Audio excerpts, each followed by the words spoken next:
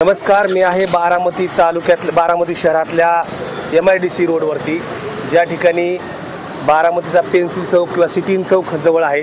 आणि या ठिकाणी मला आंब्याच्या या विक्रेत्यानं माझं लक्ष वेधून घेतलं. अतिशय वैविध्यपूर्ण आकारात आंबा कापून हा युवक या ठिकाणी आंबा विकतोय. हे आहेत सोलापूर जिल्ह्यातल्या करमाळा तालुक्यातील जिंती गावचे विद्याधर शिंदे, जे खरं तर शिकलेले आहेत, इंजिनियर. त्यांचं फर्म देखील आहे इंजिनिअरिंगचं, परंतु गेल्या काही दिवसापासून ते बारामतीमध्ये याच ठिकाणी बसून आंबा विकतायत.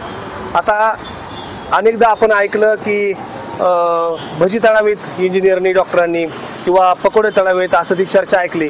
पण स्वतःच्या शेतीमध्ये जर कुणब्याच्या पोरानं ठरवलं स्वतःपुरतं पिकवायचं आणि विकायचं, तर काय घडू शकतं याचा हा नमुना आहे. कोणत्याही गोष्टीला लाज नसावी, परंतु जर स्वतःचंच उत्पादन स्वतः विकलं तर चांगल्या प्रकारे उत्पन्न आणि चांगल्या प्रकारे नफा मिळवता येऊ शकतो, असा संदेश आहे. विद्याधरजी नमस्कार. नमस्कार. किती दिवसापासून तुम्ही या ठिकाणी येत आहात आणि कशासाठी येतात? 1.5 महिन्यापासून येत आहे मी. मी माझा परिचय करतो. पहिले माझं नाव विद्याधर शिंदे. मी माझं शिक्षण हे ME झालेले सिव्हिल इंजिनिअरिंगमध्ये, कन्स्ट्रक्शन मॅनेजमेंट. आणि माझं शिक्षण पूर्ण झाल्यानंतर मी नाशिकमध्ये कन्स्ट्रक्शन फील्डमध्ये आहे आत्ता. माझा ऑलरेडी तुम्ही बांधकाम व्यवसायात पण आहात आणि काम पण सुरू आहे? काम पण चालू आहे माझं. रिअल एस्टेटचं काम पण आहे आणि कन्स्ट्रक्शन चालू सुद्धा आहे माझं. टोटल माझं आंब्याची बाग 5 एकरामध्ये आहे आणि लागवड ही 3.5 एकरामध्ये केलेली आहे. आंब्याचं उत्पन्न तसं खूप चांगलं आहे, पण त्याचा भाव नसल्यामुळे आम्हाला त्याचा पर्याय निवडता आला नाही.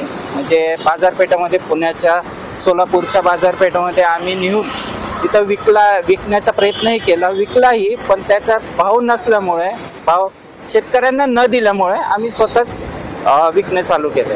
आमचं 9 वर्षापासून आंबे विकणं चालू आहे ऑलरेडी. 9 वर्षापासून तुम्ही विकताय? हो. दरवर्षी किती टन आंबा विकता? दरवर्षी 10 टनच्या आसपास आंबा विकतो. स्वतः विकता? स्वतः विकतो. मला एक सांगा, जर असा आंबा व्यापाऱ्याला द्यावा लागला असता तर किती रुपये किलोने द्यावा लागला असता? तो 15 ते 20 रुपयेच देतात फक्त ते, त्या व्यतिरिक्त देत नाही. आणि तुम्ही आता कसा विकता आहात? आता तर भाव 120 ते 160च्या दरम्यान आहे केशरचे.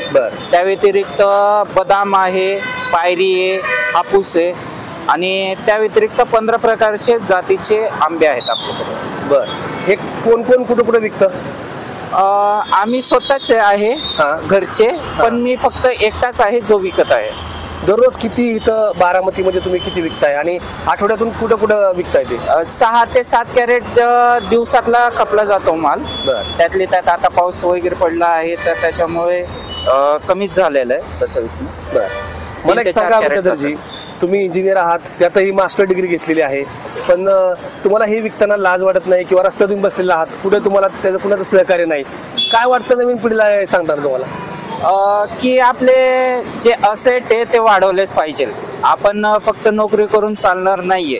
आपले कमीत कमी 7 इन्कम सोर्स तरी असलेच पाहिजे. त्याच्यातले माझे ऑलरेडी 4 ते 5 आहेत.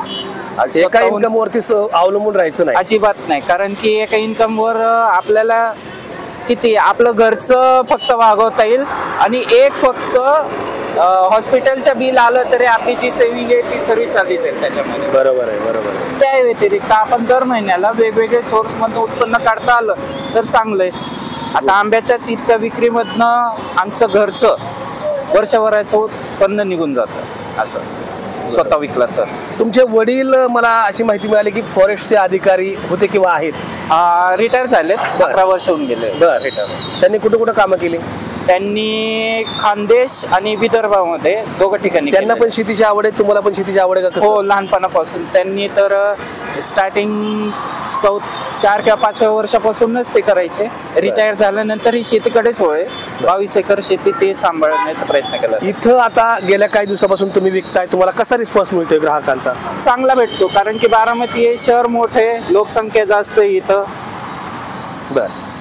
आणि जे ग्राहक येत आहेत तो तुमचा स्वतःचा माल आहे असं समजल्यानंतर घासाघीस करतात का आहे तसं घेता येत? नाही, घासाघीस करतातच, कारण की त्यांना इतका विश्वास नसतो की कसा माल आलेला आहे किंवा माल आणलेला आहे तो चांगला पण आहे का नाही हे पण बघितलं तसं जातं. बघायला गेलं तर शेतकरी थोडा ढळट देतो, हा, कारण की त्याच्यामध्ये वजन पण थोडं ढळट देतोय आणि हा. भाव पण थोडा कमी करतोय. हो. इतर व्यापारी, किरकोळ व्यापारी किंवा खाजगी व्यापारी करत नाहीत. तुमच्याकडे हा. तसं ते बघायला मिळतं लोकांना की तुम्ही काय रेट कमी करताय किंवा लोकांना जसं बघाल तसं. नाही, रेट मध्ये माझं कसं असतं, बिना केमिकल बिना पावडरचं असतो माल.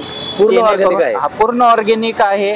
आपल्याला कार्ड दिलेलंच आहे, त्याच्यावरून तुम्ही समजू शकतात त्या गोष्टीबद्दल.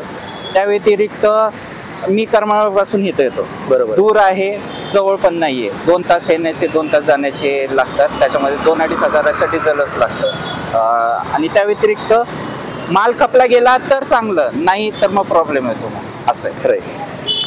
मला एक सांगा, आता फक्त एक शेवटचा विषय की नवीन पिढीला काय सांगाल? कारण बऱ्याचदा असं होतं की आपण खूप उच्च शिक्षित आहोत, मग हा धंदा करावा की नाही असं लोक, आणि नवीन पिढी शेतीत येत नाहीये. हां, त्या पार्श्वभूमीवर तर एकच लक्षात घ्या, आपल्याकडे कोणकोणते सोर्स आहे हे बघणं गरजेचं आहे. आपल्याकडे शेती आहे तर शेतीविषयी माहिती असलं गरजेचं आहे.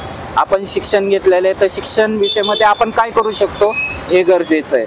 त्या व्यतिरिक्त बाकीचे सोर्सेस म्हणजे आपण यूट्यूब चालू करू शकतो, इंस्टाग्राम पेज तयार करू शकतो, फेसबुक पेज तयार करू शकतो. शेतीचं आणि सुद्धा दुसऱ्यांना सोशल शिकवू मीडियावर मार्केटिंग झालं पाहिजे असं तुमचं म्हणणं आहे? शकतो. हो, मी ऑलरेडी करतो पण आहे. गुड. मी कालच check प्रत्येकाला नावानं केलेलं. तुमचं बागेचं पण मार्केटिंग तुम्ही करता? हो, दत्तलीला दत्तलीला नावाने आमचं ऑर्गॅनिक फर्म आहे, जेणेकरून आपण आपल्या शेतीविषयी थोडीफार माहिती प्रोव्हाइड करून देतो. या शेतीने असा लावला लढा की परस्परांशी सुखदुःखांशी हसलो रडलो.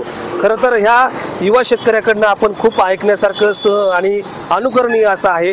कारण जेवढी प्रेरणा घ्यावी तेवढी कमी. स्वतःचं पिकवायचं आणि स्वतः विकायचं, यातून शेतकऱ्यांचा हमीभाव तयार करायचा, हे या शेतकऱ्यांनी ठरवून घेतलेलं आहे. धन्यवाद.